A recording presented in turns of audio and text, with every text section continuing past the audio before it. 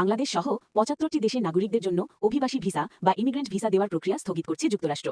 ২১ জানুয়ারি থেকে এই সিদ্ধান্ত কার্যকর হচ্ছে। যুক্তরাষ্ট্রের পররাষ্ট্র দপ্তরের একটি নথিতে এমনটি উল্লেখ করা হয়েছে বলে বুধবার যুক্তরাষ্ট্রভিত্তিক সংবাদ মাধ্যম ফক্স নিউজ জানিয়েছে। যুক্তরাষ্ট্রের পররাষ্ট্র দপ্তরের একজন মুখপাত্র রয়টার্সকে ৭৫টি দেশের অভিবাসী ভিসা আবেদন প্রক্রিয়া স্থগিত করতে যাওয়ার বিষয়টি নিশ্চিত করেছেন। তবে তিনি পরিকল্পনার বিস্তারিত জানাননি। এ বিষয়ে যুক্তরাষ্ট্রের পররাষ্ট্র দপ্তর গতকাল এক্সে সাবেক টুইটারে এক পোস্টে বলেছে, পররাষ্ট্র দপ্তর ৭৫টি দেশের ইমিগ্রেন্ট ভিসা প্রক্রিয়া স্থগিত করবে যেসব দেশের অভিবাসীরা আমেরিকান জনগণের কাছ থেকে অগ্রহণযোগ্য হারে কল্যাণমূলক সুবিধা নিয়ে থাকেন।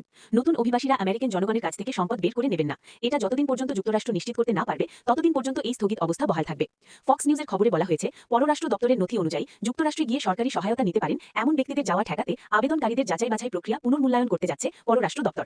এটি না হওয়া পর্যন্ত অভিবাসী ভিসা দেওয়ার প্রক্রিয়া স্থগিত থাকবে। নথিতে যুক্তরাষ্ট্রের কনসুলার কর্মকর্তাদের বিদ্যমান আইনের আওতায় ভিসা না দিতে নির্দেশ দেওয়া হয়েছে। তবে কতদিন এই ভিসা দেওয়ার প্রক্রিয়া স্থগিত থাকবে তা উল্লেখ করা হয়নি। ওয়াশিংটন থেকে কূটনৈতিক সূত্রে জানা গেছে, অভিবাসী ভিসার ব্যাপারে বাংলাদেশ আনুষ্ঠানিকভাবে কোনো তথ্য জানতে পারেনি। তবে এই মাসের শুরুতে অভিবাসীদের মধ্যে কোন দেশের নাগরিকেরা যুক্তরাষ্ট্রের বেশি সরকারি সহায়তা নিচ্ছেন সে তালিকা প্রকাশের পর থেকেই ট্রাম্প প্রশাসনের কঠোর পদক্ষেপের ইঙ্গিত ছিল বলে কূটনৈতিক সূত্রগুলো জানিয়েছে।